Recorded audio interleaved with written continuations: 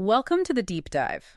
Today we're taking a truly unique lens to some of the oldest, most foundational stories in Western tradition. You really are. We are going straight into a specific interpretive reading of passages from Genesis, chapters 18 through 20. So the familiar narratives of Abraham and Lot, Sodom and Gomorrah, and that whole incident with King Abimelech. And what makes this deep dive so unique is the source material itself. It's titled The Contemplative Path of Abraham and Lot. Right. And this text approaches these ancient events not just as, historical records or simple moral lessons. It sees them as a detailed, step-by-step instruction manual for the inner life. It's an analysis of the stages of spiritual development. Exactly. So our mission today is to unpack how these passages are interpreted as charting the full course of contemplative practice. We're talking from the very first hesitant steps of a novice all the way to the absolute highest state of complete abandonment to the divine will. A huge spectrum. A huge spectrum, yeah. And we're going to use Lot and Abraham as these sort of opposing figures to distinguish between the beginning stages, which are marked by struggle and compromise, and then the highest stages of spiritual rest, which are marked by, perfect faith. It's an incredibly rich framework. And for you, the listener, this isn't just some abstract theological exercise. Not at all. It's a focused, really thorough insight into how spiritual progress is measured when the core requirements are inner purity, profound trust, and maybe most critically, a deep understanding of your own motivations. The contrast between Lot's hesitation and Abraham's certainty, it provides this stark, memorable map for internal growth. And, it helps identify the common pitfalls. Okay, let's unpack this then, starting immediately in Genesis 19. This is the night Lot is visited by the two angels in Sodom. Right. And the very first piece of interpretation the source gives us is already surprising because it deals with where Lot is. His location. Genesis 19.1 says, Lot was sitting in the gate of Sodom. And this position is immediately interpreted as Lot being in a state of contemplative rest, what the source calls hu, or rest in God, which is amazing because he is living smack in the middle of a city that's basically a synonym for corruption and destruction. And that really sets the essential scene, right? Rest and retreat, but amidst the world's chaos. The source acknowledges that Lot had achieved some initial level of inner peace, a capacity for contemplation. And importantly, the narrative confirms his orientation toward God. Lot is saved because he belongs to the family of Abraham. There's one who's already there. The one who is fully committed to profound self-abandonment to God. So Lot is kind of operating in a sort of borrowed grace, which is why he has this initial inner capacity to begin with. And his location, like you said, that's the crucial differentiator here. If he has this inner contemplative state, why does the external location matter so much? Well, think about what a city gate was. It's the hub. It was the site of commerce, legal judgments, public business. It was the place of the greatest noise and, confused activity. So not exactly a peaceful retreat. Not at all. And this position, sitting at the city gate, is interpreted as signifying only the initial stage of contemplation. The first step. The very first step. The person is seeking retreat, sure, but they are only slightly removed from the chaotic activity and noise. Their contemplation is constantly being interrupted or shadowed by the world just outside. So they're seeking inner peace while staying right on the edge of worldly engagement. They haven't made a clean break. Not even close. And you have to contrast this with Abraham's posture from the day before in Genesis 18. Right. Abraham wasn't at the city gate. He was sitting at his tent door. And this seemingly minor detail is given immense weight by the source. Abraham's tent door is interpreted as a marker that he is already in the highest state of contemplation. He is entirely detached from all interaction with created things. His rest is complete. It's solely fixed in God. Yeah. He hasn't just moved to the edge of the chaos, like Lot. He has moved into the silence of his own inner sanctuary. So Lot is near the world, still susceptible to its influence. Abraham has achieved this true, deep inner removal from it. That's the core distinction. So if we're charting spiritual growth, Lot is the person whose internal intentions are pure, but his external lifestyle or his commitment still places him, right in the thick of worldly entanglements. And we see the practical results of this lower stage of contemplation, when the angels finally tell him it's time to flee. That's the key transition. Now we shift to the initial difficulty of abandonment. The source emphasizes that a person in the early stage of contemplation, Lot's stage, still has so many bonds and entanglements with created things. Right. And that makes complete detachment incredibly difficult when the moment of truth arrives. It's one thing to contemplate when the world isn't, on fire around you. Yeah. But when God says, leave everything right now, that's when the struggle begins. Precisely. And this struggle is perfectly captured in Lot's delay in 19.16. Yeah. The angels are urging him, get up, let's go.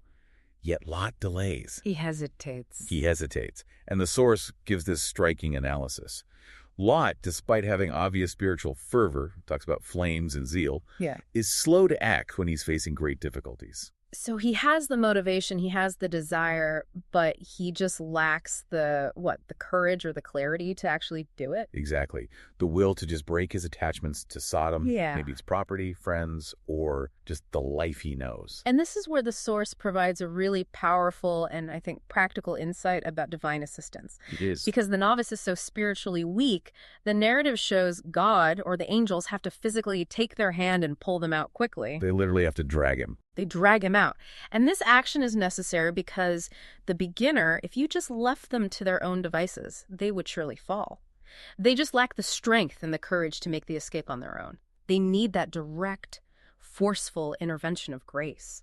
That distinction is it's profound. It's an acknowledgement of human frailty at the very beginning of the spiritual journey. It's not enough for the angels to just give Lot instructions. Yep. They have to grab him and his family. So, for you, the listener, if you feel that initial spiritual progress is hard and it requires this strong, almost miraculous external push, this passage is validating that experience. You lack the necessary self-possession required to save yourself, so you have to be led out by force, otherwise your hesitation will lead to your destruction. And having been dragged out by grace, they are immediately given the definitive set of instructions for how to keep going. Which Lot then immediately resists. Immediately. Which leads us to the crucial part of the journey where the beginner tries to compromise. This brings us to the core command in 19.7 Fifit. Escape for your life, do not look behind you, nor stay anywhere in the plain. Escape to the mountains. Okay, let's really unpack this. It's like a 3-part instruction manual hidden in an escape route. It is, and the source interprets this as guiding the person away from all created things and toward the pure will of God. The destination, the mountains, that signifies the highest stage of contemplation. The peak. The peak. The purest state of eu, or abandonment. And the source identifies 2 primary spiritual errors, represented by the 2 things Lot is told not to do. Okay, the first one. Do not look behind you. The source interprets this not just as, physically turning around because you miss your home. No, it's deeper than that. It's specifically reflection, or fun. This means inwardly reviewing your past actions, your experiences, your thoughts, a focus on self, on your merit or what you lost, instead of immediate, forward-trusting obedience. It's the spiritual danger of self-analysis at the wrong moment. I mean, when you are being directed by divine guidance, introspection about your own journey or your own goodness becomes a fatal distraction. Because it puts the focus back on the self. Exactly, which is the opposite of abandonment. And the second error is nor stay anywhere in the plain. The plain is what? The comfortable, familiar middle ground. Right. And stopping there is interpreted as hesitation due to reservation. You're clinging to something outside of God himself. You've left the big attachment, Sodom, but you're not willing to ascend to the heights required by complete abandonment. You settle for the comfortable middle. It's the danger of partial commitment. The plain seems safer than the mountains, right? It represents this desire for a controlled spiritual life, one where you maintain certain securities or comforts. Yeah, I see. To stop there is to make a partial commitment. You've left the chaos, but you're reserving the right to define the journey yourself, rather than accepting the difficult high path ordained by God. And Lot immediately demonstrates this reservation, doesn't he, when he sees the small city of Zoar. Yes. This part of the story maps perfectly onto the hesitant novice. Lot's fear and his negotiation in verses 18 to 20 are a classic display of self-prudence overriding a divine command. He pleads with them. He says, I cannot escape to the mountains lest disaster overtake me and I die. Look, the city is small and near. Let me escape there. Is it not a small one? Then my life will be saved. The interpretation here is just fascinating because it details the mindset of the fearful person. They try to guarantee their own safety through what they see as, practical prudence. He's not rejecting God's command entirely. He's just adjusting it based on his own wisdom, proposing a small city of his own choosing. And that choice signifies a profound spiritual compromise. It's the desire to retain control over his own conduct, his environment, his lifestyle. He's basically saying, I prefer a lower, more certain road, a road I can see and manage, to the great and dangerous spiritual journey of the heights. The mountain of unknown difficulties. Exactly. It's this inability to fully trust or abandon oneself entirely that Lot represents. He prefers the known convenience of Zoar, the small, easy, nearby thing, over the difficult, unknown, high path of the mountain. And then comes the truly shocking part.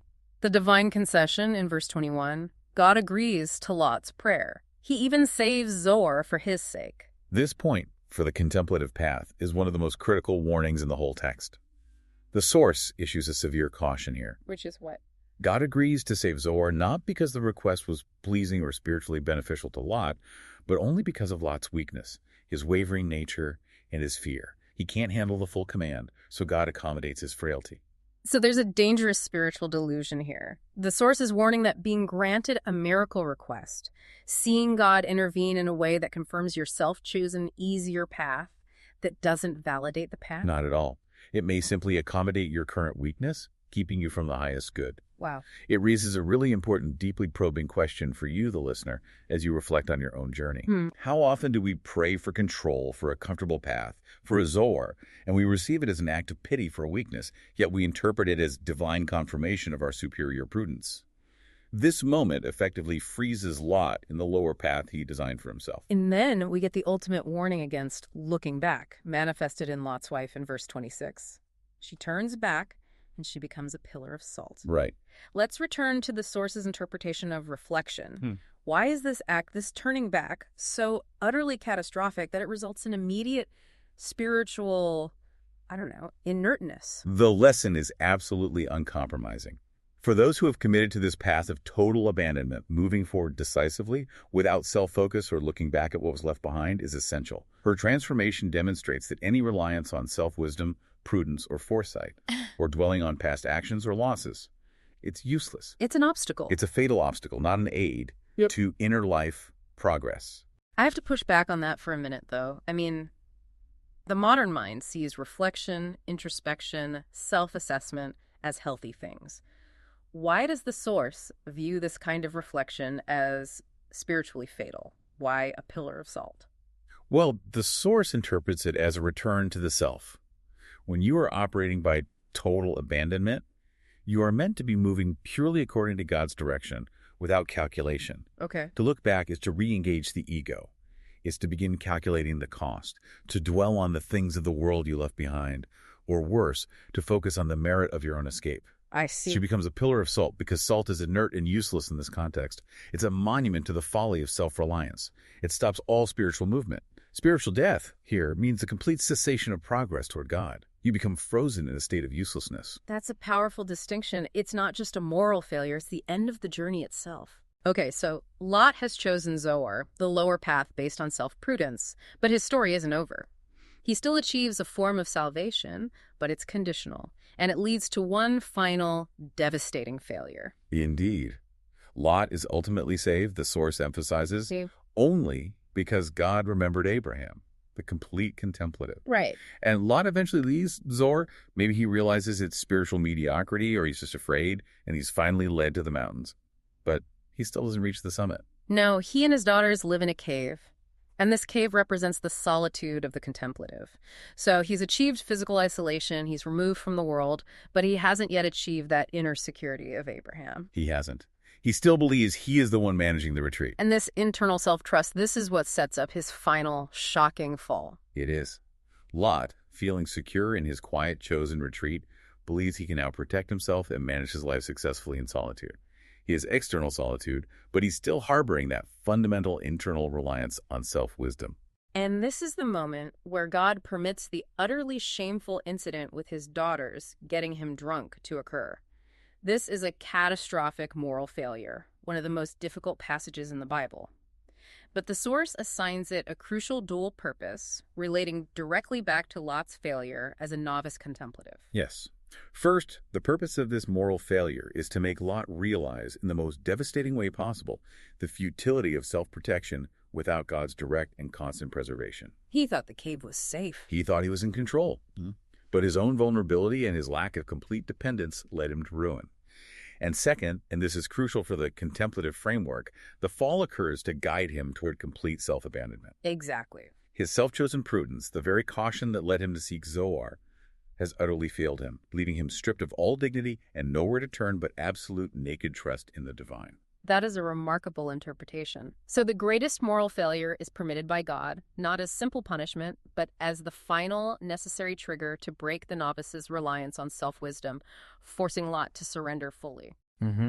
We see Lot's journey as this painful, circular path defined by hesitation, reservation, and eventual failure, which ultimately serves the sole purpose of driving him toward the very complete surrender that Abraham embodied from the start. His journey is the painful instruction manual for the beginner. Now we make the essential transition from the hesitant novice, Lot, who learns abandonment through failure, to the master, Abraham, whose actions demonstrate complete, even when they appear morally ambiguous. This is where the source tackles the incident at Gerar in Genesis 20. The famous wife is sister incident, part 2.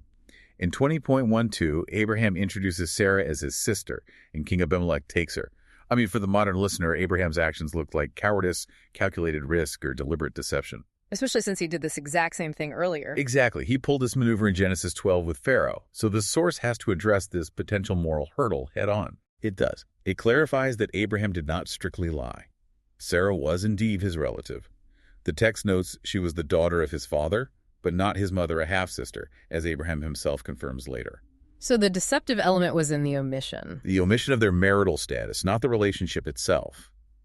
But the source does state that Abraham's true fault was repeatedly placing his wife's life and honor in danger by using this technical half-truth. Okay, I have to stop you there. This interpretive framework is highly critical of Lot's self-prudence, yet here, Abraham is using calculated self-preservation that risks his wife's honor, and the source seems to, justify it. It seems that way on the surface. Doesn't this sound like we're giving a moral pass to a powerful figure just because he's the hero of the story? Does the source address the ethical problem of risking Sarah's life? That is the essential critical question. And the source provides a justification that is rooted entirely in the perspective of complete total abandonment. The argument is that a man of Abraham's great faith does not act out of mere calculation. He acts by divine command. Only by divine command or inspiration. The dangers he faces are not errors he commits, but tests God permits to occur for two overriding reasons, which serve the spiritual development of others. Okay, what's the first reason?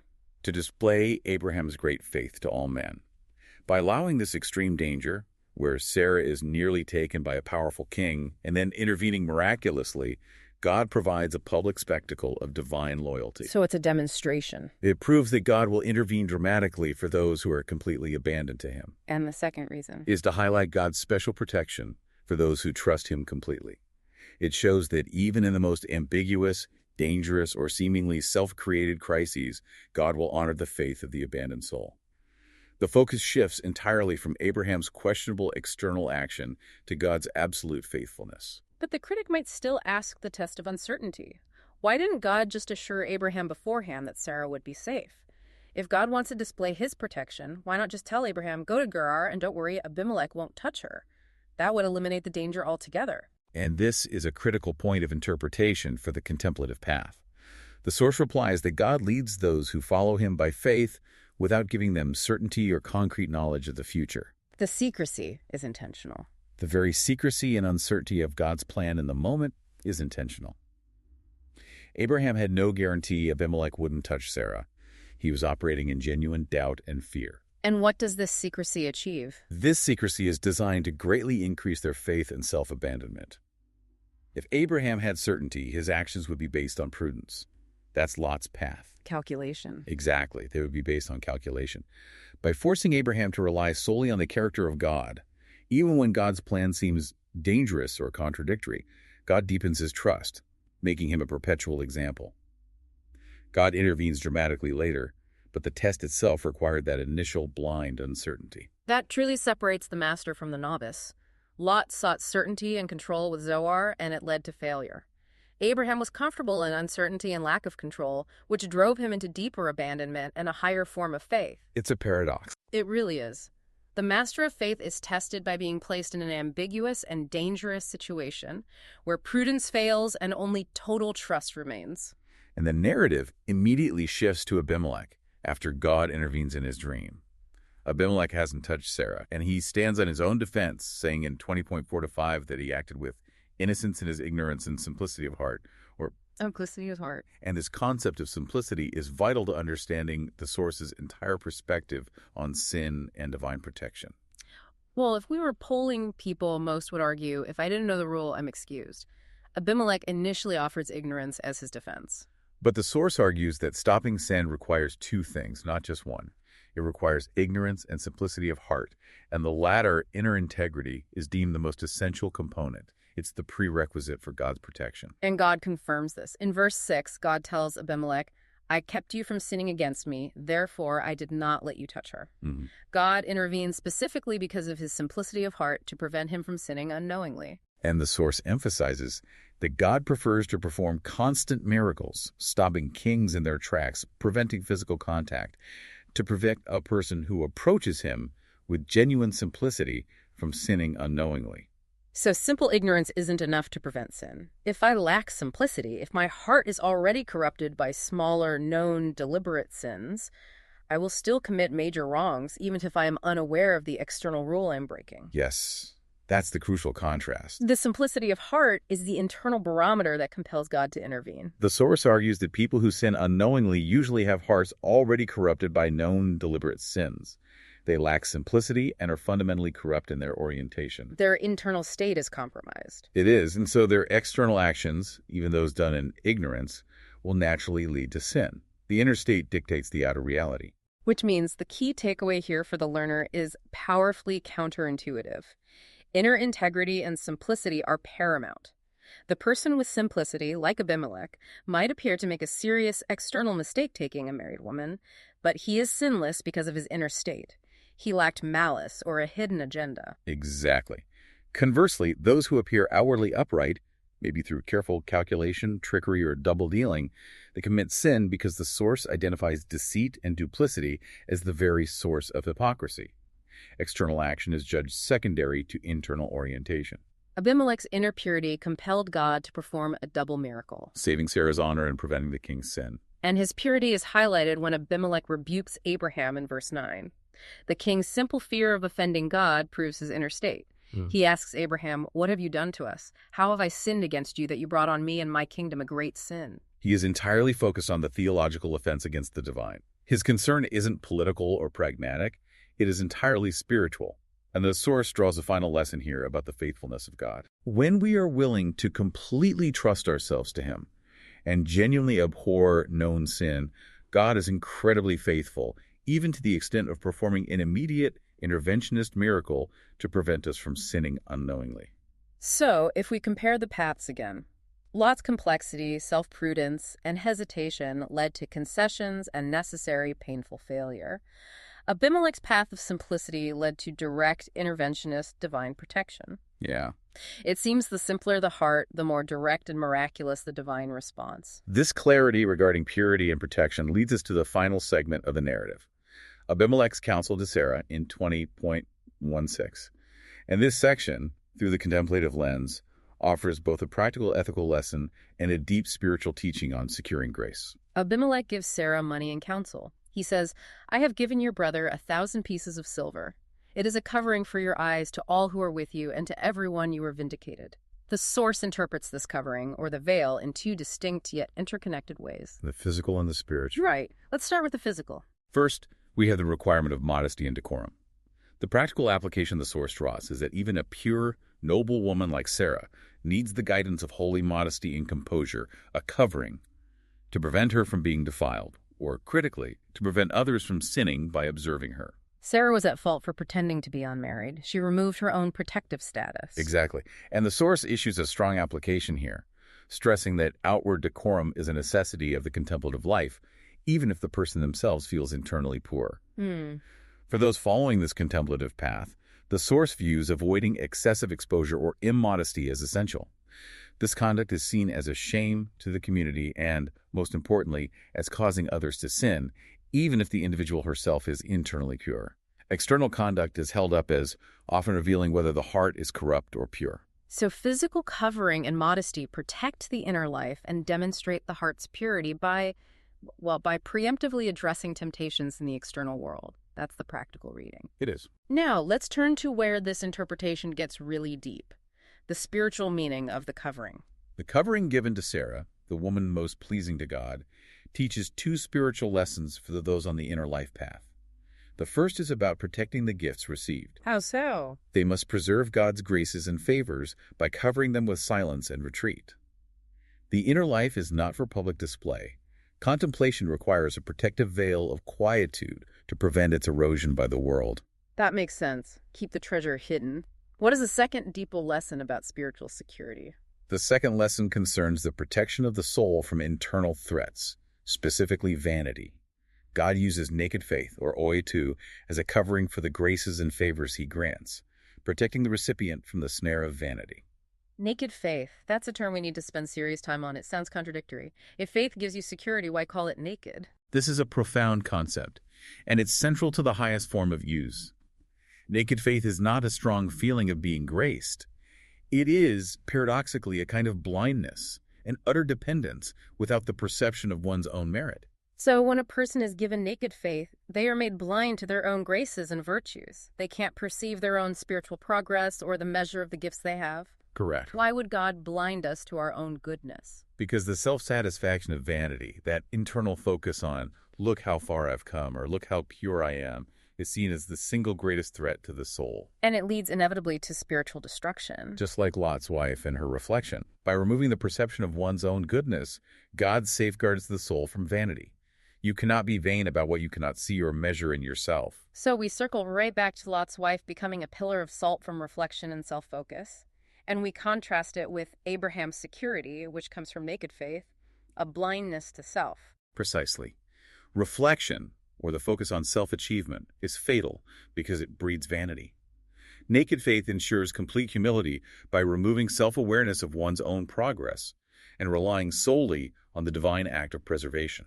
Abraham's great faith was displayed in the test because God withheld certainty. His faith was naked, dependent solely on the divine character, not on his own feeling of spiritual achievement or merit. And Sarah, the source says, was no longer in danger after she received this covering, this vindication. It confirms that the one who receives naked faith is instantly secure because the mechanism for self-destruction vanity has been removed by divine grace. It's the highest form of security achieved through the greatest self-negation. And it connects directly back to the idea of you. You can't truly abandon yourself to God if you are constantly measuring and valuing the self you are abandoning. Naked faith solves that problem by making the self and its virtues invisible to the soul. Wow. We started with some very familiar stories and ended up with a highly detailed, complex roadmap of the soul's progression. Our deep dive used the narratives of Lot and Abraham to chart the spiritual path from beginning to mastery. Yeah, Lot represented the slow, hesitant, easily tempted beginner who clings to self-prudence, preferring the small city of Zoar over the dangerous high mountain of complete surrender. His entire narrative is a lesson in the necessary demolition of self-reliance, culminating in a fall that forced him toward that state of or abandonment. And Abraham, conversely, represents the height of complete abandonment. His actions, even when they seemed deceptive or dangerous, were justified by the source as divinely orchestrated tests designed to deepen his naked faith by withholding certainty and eliminating self-prudence. And we learned that the central importance of inner simplicity is what ultimately protected King Abimelech. A pagan king? A pagan king. And his simplicity proved that God looks past outward appearances, past the external mistake, to the motivation of the heart, serving as the prerequisite for miraculous protection from sin. And finally, we learned that the ultimate safety is found not in self-chosen small cities or reflecting on past achievements, but in the total, blinding security of naked faith, which serves as a protective covering to guard the soul from the fatal snare of vanity and self-satisfaction. This entire framework encourages a radical reevaluation of internal commitment over external action. It demands a vigilance against our own prudence and our own self-focus. And as we close this deep dive, let's sit with this provocative thought.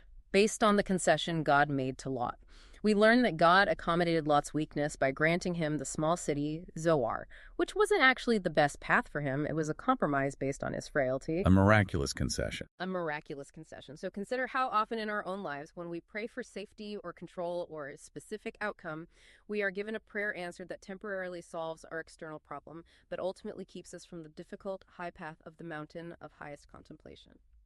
What might you be clinging to right now? What habit, what relationship, what security blanket that is merely a divinely approved Zoar, a lower, safer compromise? For more spiritual resources, visit lokaken.ai.